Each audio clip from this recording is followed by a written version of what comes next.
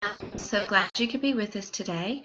We're going to talk a little bit today about peer presentations. This is the favorite part of my job. I love doing this. I love going to the classes and seeing the children and the way their minds work and then seeing that light bulb come on. So I'm really excited about talking with you through this. You may be wanting to do this yourself, and that's kind of how I'm approaching this presentation is if you wanted to do it yourself, how would you get started? What does it look like? But we are always glad to come to your school, and I'll get into that in a minute on how we can get that arranged. So first of all, I've always just called this DSAC's peer presentation. So I'd love to come up with a better name. It's something I haven't really given a lot of thought to, but when I was typing out this point, I thought, wow, wonder if we could come up with a better name for that. So if you have any suggestions, be sure you email them to DSAC or to myself. This presentation is something that has been put together from different presentations, other people's presentations. It is not my own. I have seen people do this. I have seen webinars and videos, and then we've had a couple of really great Down syndrome affiliates that when I contacted them years ago, just said, here you go, put your logo on it. We want to get the word out, and that would be great for you to start doing this in your area. So that's where all this came from. It's been tweaked a little bit as I go along and things I find for different age groups that work better than others. But I just want you to know that it's not exclusively my own, and therefore anyone can use this. There's no copyrights or anything on it. It really is just to help raise awareness of what Down syndrome is and how to be a friend with someone with Down syndrome. And it really just takes the mystery out of it. So why is it important? Well, we've touched on that a little bit. It's important for classmates to get to ask questions. They're taught to be, like we teach all our children, to be kind and respectful. And what's the first thing you do when you see someone with a disability and your 5-year-old says, Mommy, Mommy, what's wrong? And you go, shh, shh, shh. So this is a reason not to shush them. We want them to ask questions. We want them to know the facts. I found that it really takes the mystery away. I've done this for years in my daughter's class, and she wore the orthotics in her shoes that came up over her ankles. And so we just, all the kids and I sat down in the classroom, and Emily was with us, and one of the little boys said, what are those things in her shoes? And I said, oh, those just help her ankle be a little more stable. And here, I'll show you. So I started undoing her shoes, and he was like, no, she doesn't have any feet. And I said, well, honey, of course she has feet. She has feet. They're in her shoes. This doesn't take the place of her feet. It just helps support her ankle so she doesn't roll her ankle or so she doesn't fall. So, that's what he assumed, and he was too polite to ask questions. So I start out with saying, you can ask me any question. We are here out of mutual respect for each other, and you can ask any question, and I will answer it the best I can. And that brings up another good point for parents.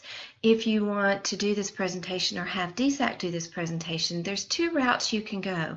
You can have your child in the classroom, and that's perfectly fine. Either way is perfectly fine, but you can have your child in the classroom, and sometimes that helps the other children, feel like they're a part of the classroom and that they're taking part of this, so that kind of takes away the mystery too, that, oh, okay, we're going to talk about Emily and Down syndrome and she's here, so I feel like it's okay to talk about this.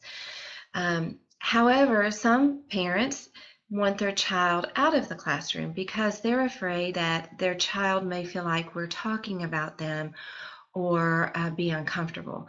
So you really just need to do what's best for your child. There is no right or wrong. So that's something for parents to consider, and something I always like to point out for them to think about before we do that. So this points out the similarities, how people with Down syndrome are a lot more alike than different, and that you can be a friend with someone with Down syndrome. They want friends like anyone else, and they're really good friends. And one piece that I like about this is we send something home to the family. So when we talk with classes, I ask the teacher, can we have a handout to put in everyone's backpack? And then that's a letter to the parents, and I'll show that to you right now. But it's a letter, and it just says, your child took part in a Down syndrome presentation today, and we had some hands-on activities. And then just, why we did that we want people to know that people with Down syndrome are accomplishing more and more every day. They're attending mainstream schools. They're going to college. They're, working and so forth. So that's important that parents know that, and that why they took part of, that their child took part in this demonstration today. And along with that, we put facts about Down syndrome. Now, we used to have this as myths and facts, but we decided it would be better if we just totally eliminated the myths and just went with the facts. So that's why that's called Facts About People with Down Syndrome. And as we go along then, I tell the kids, this is something you're going to have a letter that goes home to your parents, and what we're doing today, you can do at home, and, try it with your parents. They'll like it. So that opens up a whole discussion at home. So a little bit of housekeeping. And again, I'm approaching this as if a parent wanted to do this themselves, but that does not mean you have to, or that there are no options. I have oftentimes just gone along with a parent that wanted to do this presentation themselves, and it's been there for support. So we're very flexible. We will do it for you. We will go and just be there for support, or you can do it yourself. So, but if you're going to do it yourself, here's some housekeeping.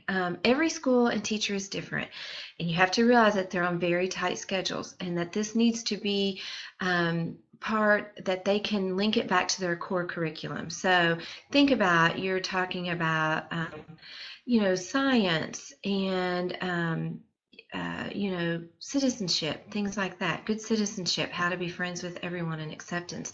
So there's all kinds of ways to link these back to their core curriculum so that you can get in the classroom. I really have never had much trouble getting into the classroom. We'll go into that a little bit more, but every school or teacher is different. So the main thing is to be flexible with their schedule, make sure you know how much time is allotted, and if the presentation, for an optimal presentation, 45, 60 minutes is really good. But I have done this in 25 minutes before, and I had to cut things out, and it doesn't allow as much time for questions. But hey, at least we were there and we were able to visit. So just be really flexible, and above all, do not go over their time schedule, because you will have a very unhappy teacher and she will have to interrupt you, and then the kids are disappointed, and it just leaves a bad taste. So just really watch that time allotment. So if you want DSAC to do this presentation, what I have found works best is for you simply to email your teacher. You might want to include a principal or a special ed teacher, or anyone, a therapist, anyone that you think would want to know about this, and just simply copy DSAC or me on that, and you'll have all my information right there, tracy.dsac@gmail.com.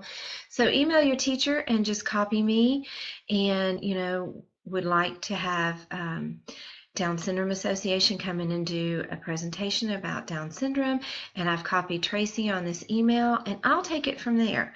I'll follow up with the teacher, I'll work out the schedule, and I'll let you know. So the only other reason I would need to contact you is if we need some resistance. But again, I really have never met instance. Most teachers are really glad to have this in their classroom. If you are going to do the presentation, what you need to do is make sure that you ask the teacher if there's Wi-Fi, because you're going to have some videos to go with this, and send those to the teacher to look at ahead of time, because you don't want to bring anything in their classroom that they wouldn't approve of. I don't know what there would be that they wouldn't approve of, except on one instance, on one film, they do use the R word, and they're explaining that, that hurts feelings. But one teacher asked if we could stop the video before that section, because she didn't even want to be that word introduced in her classroom. If one of her students had heard it before, she didn't want them to pick it up there. So again, that was fine. I see her point. We cut it off there, and it was just fine. But she had the chance to preview that video, and I think that's very important. Um, the other things you'll need in the classroom are just a whiteboard and markers. And you'll need to know how many are in the class and if you can give out the handouts. So Wi-Fi, whiteboard, and how many, okay? So you're going to be a little nervous. I was a little nervous. Sometimes I still get a little nervous, but what I have found is being prepared. If I know I have my stuff, I practice at home. The first couple of times I did this, it sounds really strange, but I practiced in front of a mirror so that I could see my facial expressions and see what the children are going to see. So, and then that also helped me make sure that I was in my allotted time, that I wasn't running over my allotted time. So practice, make sure you have all your stuff. Put those on a flash drive in case Wi-Fi doesn't happen to be working. And, make sure you've got all your letters and you're just prepared and confident as you go in there. One other thing I'll mention here is when you're talking to the teacher about what's going to happen in this peer presentation, and I do that. I send them the video and I let them know that I'm using some volunteers to do a couple activities, and one is a marshmallow on their tongue, one is an oven mitt on their hand, and then the other is just, where they stand together and kind of play a keep away game. So I let them know that because I have had a couple of teachers, especially of younger children, who say, I don't really want them using that marshmallow. I'm afraid they might get choked, or we've got such a large class, and I think, getting the kids up there, it's going to take too much time. So a lot of times if that's the case, or if I'm really close on time, I'll just use the teacher. So I ask the teacher, do you mind to be my volunteer? And that works just fine because the kids think it's hilarious when they see their teacher doing the hands-on demonstration. So just keep that in the back of your mind in case you meet any concerns there. And again, take a watch, take your phone with a timer on it, something so that when you're 5 minutes from your allotted time, you know that and you can be wrapping it up.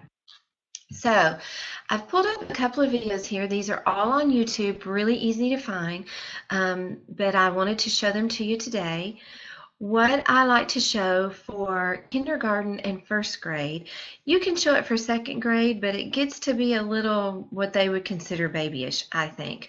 But K through second, I would not go over second grade with this, but it's a great video called My Friend Isabel, and we'll watch it. But the kids love this because it's animated to start with, but at the end, Isabel's mom comes on and they get to meet the real Isabel and her friend Charlie. So it's a really short video, less than 5 minutes, so we'll watch that now, and that will let you know. I just go to YouTube and I just type in My Friend Isabel and it comes right up. I copy the link, I send it to the teacher, okay? So let's watch that right now.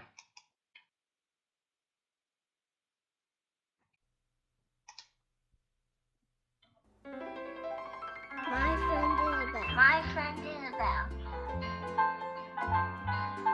My name is Charlie. My name is Charlie. This is my friend Isabel. Even though we're the same age, we are different. I am tall. Isabel is short. I run fast. Isabel takes her time. I carry around a black and white kitty, and Isabel carries around a doll named May. I know a lot of words. Isabel's words are sometimes hard for me to understand. Mommy says the difference is what makes the world so great.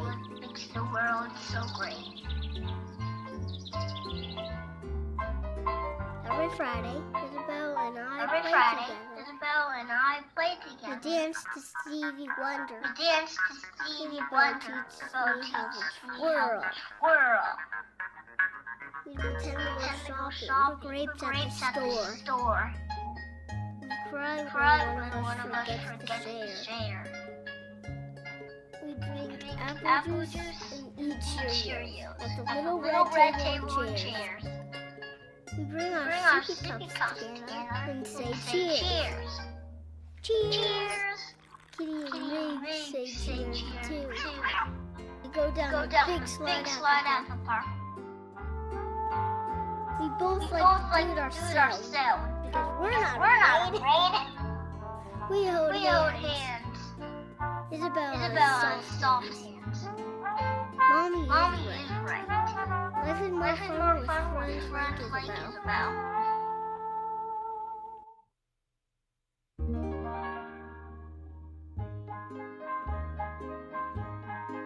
Hi, boys and girls. I'm Isabel's mother. And I'd like you to meet Isabel, her friend Charlie. You learned all about Isabel and Charlie in the video you just watched. But you might not have realized that Isabel and Charlie are real children, just like you. You're both 5 years old and live in Colorado. Charlie told you in the video that he and Isabel are alike in some ways, but different in others. Isabel has Down syndrome, which means that she doesn't look or think quite like Charlie does. Isabel can do many things that Charlie can do, but sometimes it takes her a little longer to do them. Charlie and Isabel have a wonderful friendship.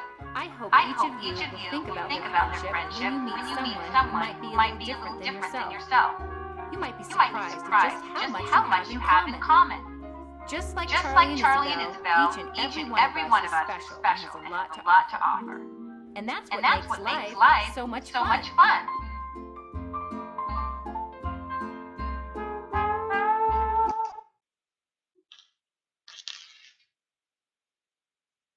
Okay, so, oops, sorry. That's my friend Isabel, and I really like it, and the kids really like it. And it's funny when they get to the part where it says, this is the real Charlie and Isabel, they're like, wow, they're real, and it's really great. So that's what I like to show for K in first, sometimes second grade. And we have my friend Isabel in our library that I always take the book with me in case the video doesn't work, then I've got that book. And for that age group, they love hearing you read to them. So that's another option with that. The second video I show for second through fourth grade is the Dreams video, and this was produced by NDSS. It's several years old, but it's, the message is great and it still rings true, and I really like it. So we'll watch that right now, and let me get that going.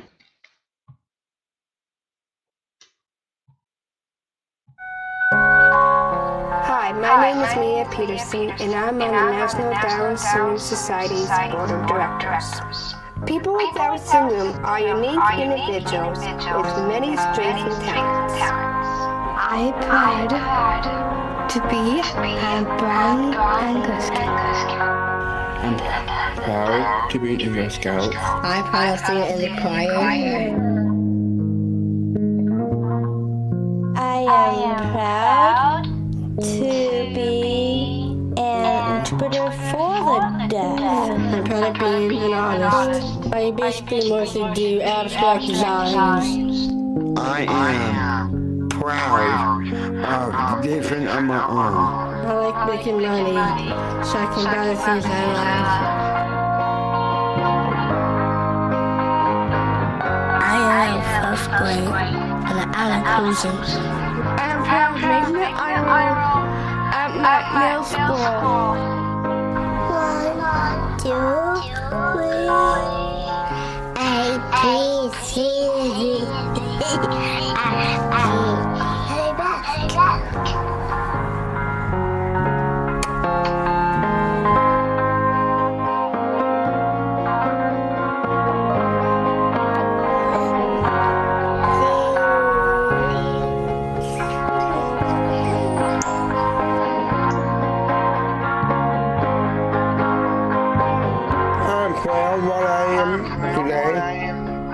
I am proud of my whole life.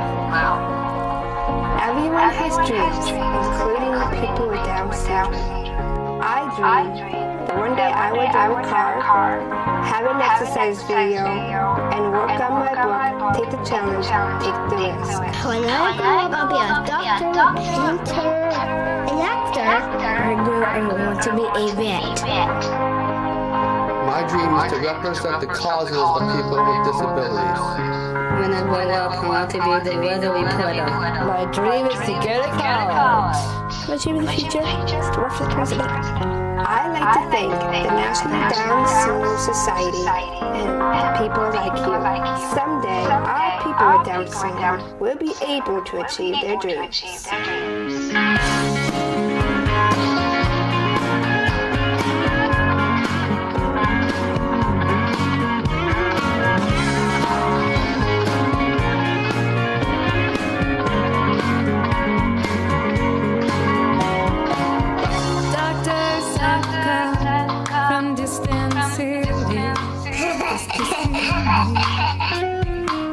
Stand over my bed, disbelieving what they see. They say I never wonder. That's okay. And despite as we see, they can offer no explanation.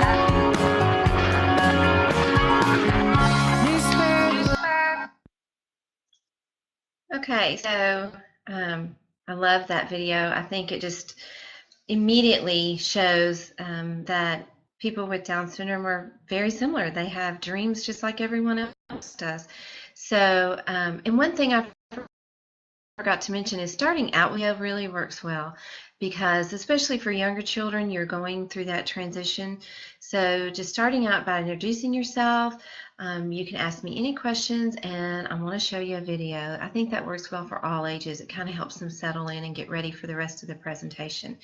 So that's Dreams, and then Just Like You by Kansas City Down Syndrome Guild.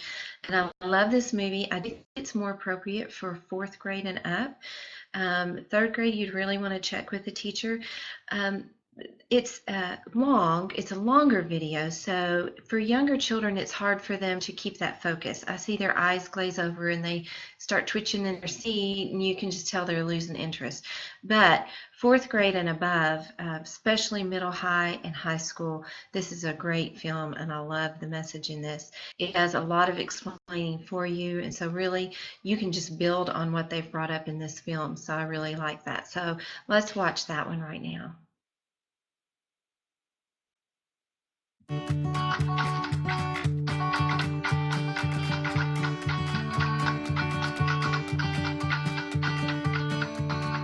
Hi, my name is Rachel. I love my friend Savannah. I'm Savannah. I love my friend Rachel.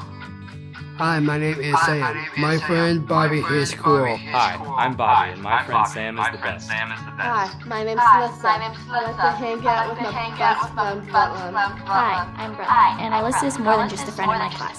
She's my best friend. When you meet someone who's a little different from you, you might be scared or uncomfortable. That's okay. Because anything new is a little scary at first.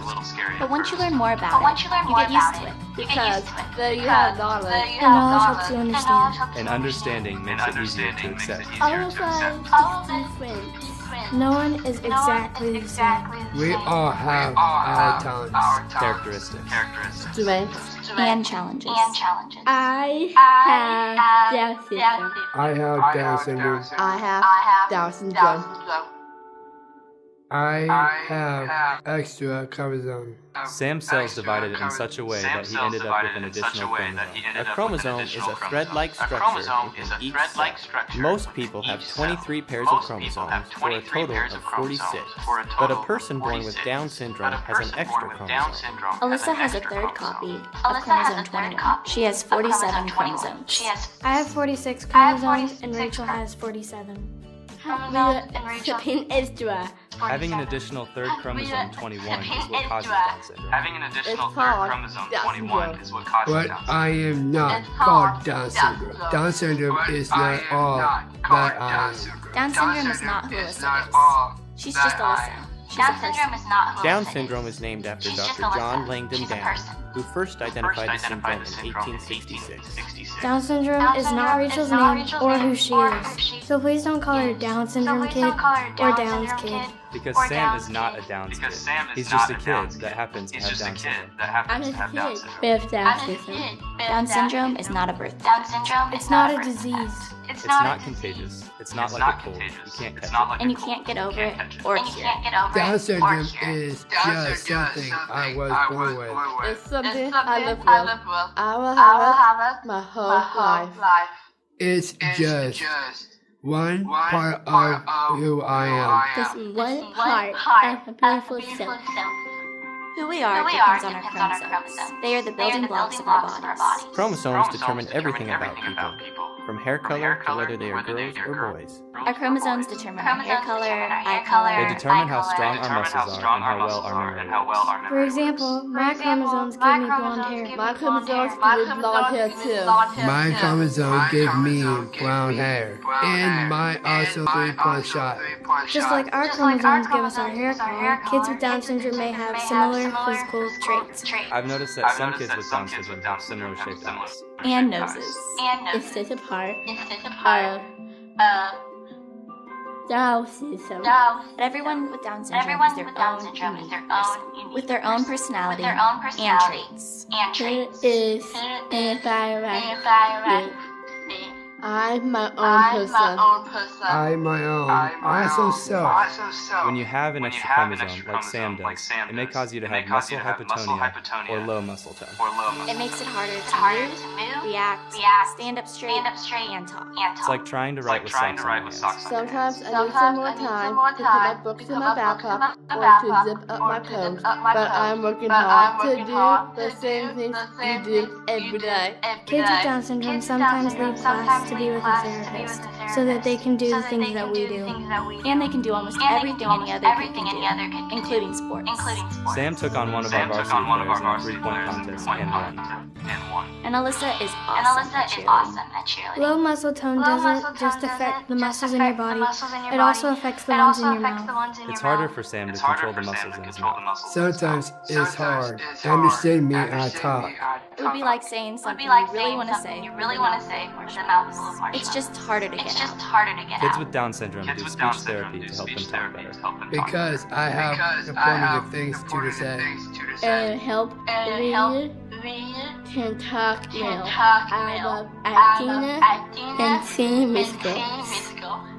I've been a place of heart. Some kids with Down syndrome have a hard time remembering things. Down syndrome may make it harder to remember things that just happened, or things that people just said. It makes it harder to think of things and focus for long periods of time. Sometimes I have trouble remembering. Sometimes I forget things. Even though remembering things is hard sometimes, kids with Down syndrome still go to school and learn just like you. But they may need extra time or help. Sometimes kids with Down syndrome may need to leave the classroom to learn more about things that you're learning. My parent is Miss Beck. She's my teacher. Helper. She's great. Sometimes kids with Down syndrome need small breaks to give them time to get back on track if they get distracted. I go for short while doing school, so I can get my mind back on running. It may seem like kids with Down syndrome are getting special treatment, but they aren't. They're just getting extra practice to help them learn. And with that help, they can do great in school. I love school and I'm in Hollywood. I am a sophomore in high school. I am taking math and I am taking world geography. I am taking Spanish this year. Hola, ¿cómo estás? Muy bien. I will graduate from high school this year. Down syndrome may also make a difference in the way kids' eyes, ears, nose, and throat work. It may also affect how tall they grow. Kids with Down syndrome may some problem with seeing. That's why the type on Rachel's worksheets is sometimes bigger than mine. Kids with Down syndrome might have trouble hearing. Sometimes Sam doesn't do the things teachers ask him to do because he can't hear them. Sometimes I have a hard time hearing. And some kids have hearing aids to help them hear. Some kids get tired easier and have trouble sleeping, which can make them groggy at school. Some kids with Down syndrome have problems with their hearts. It may make it harder for them to keep up on the playground or play sports. Some kids may even have to get surgery on their hearts. With all these physical challenges, Sam has a lot to do. But we all have stuff we have to deal with in our lives. And kids with Down syndrome are no different. It's just part of what makes me who I am. It's part of what makes me beautiful. Once you learn what Down syndrome is, you get used to it. Because when you have the knowledge, And you understand. It's easy to accept. Being friends with Rachel is awesome. I love hanging out. Alyssa's the best friend anyone could ever have. She doesn't care about what clothes you're wearing or how your hair looks. She sees you for you, who you are on the inside. When Rachel leaves, wherever we are, no matter how many people are watching, or how excited she is to go, she always says goodbye soon. She never forgets about you. Sam puts everything he has into what he's doing. When I see him working so hard at basketball, it makes me appreciate being part of the team. It makes me want to work as hard as Sam works. And whenever I do well in a game, he's always there cheering the loudest for me. He's genuinely happy for me. It's really cool. I am a good friend.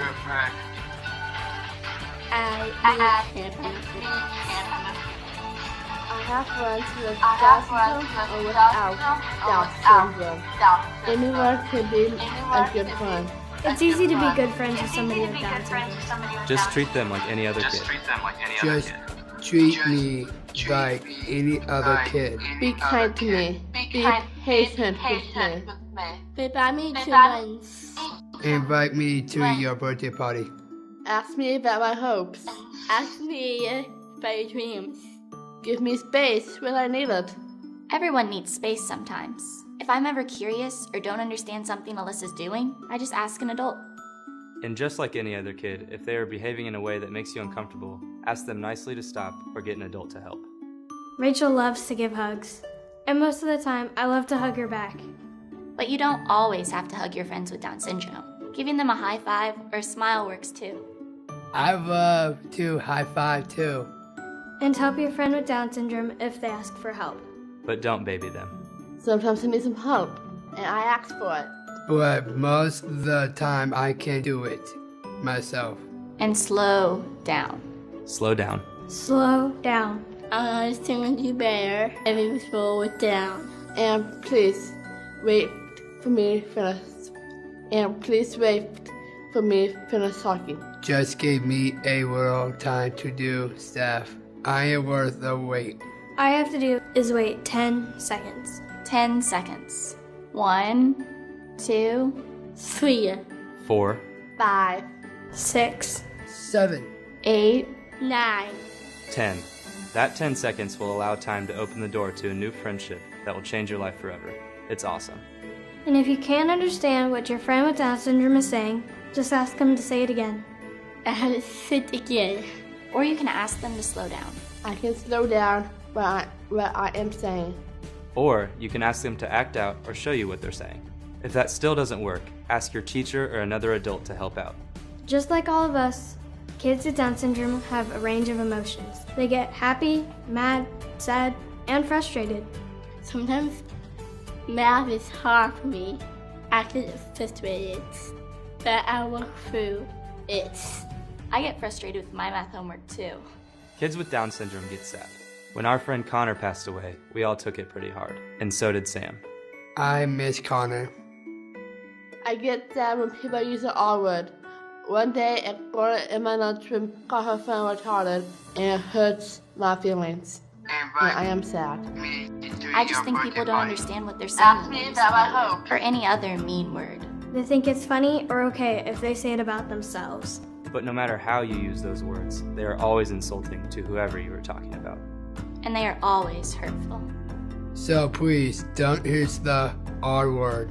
Or other mean words. Everyone makes mistakes, but when you know better, you do better. And if someone is being hurtful, it's okay to stand up for your friend with Down syndrome. It's okay to teach that person about Down syndrome. Maybe that person just doesn't understand or have the knowledge. Because when you have the knowledge, When you know what Down syndrome is, You understand. Understand why kids with Down syndrome seem a little bit different. understand that we're all different in our own ways. and when you understand, you can accept. Accept. Except that some kids have Down syndrome. And they're still just a kid.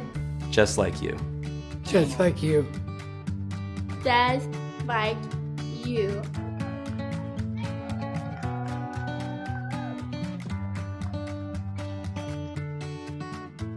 Just like you.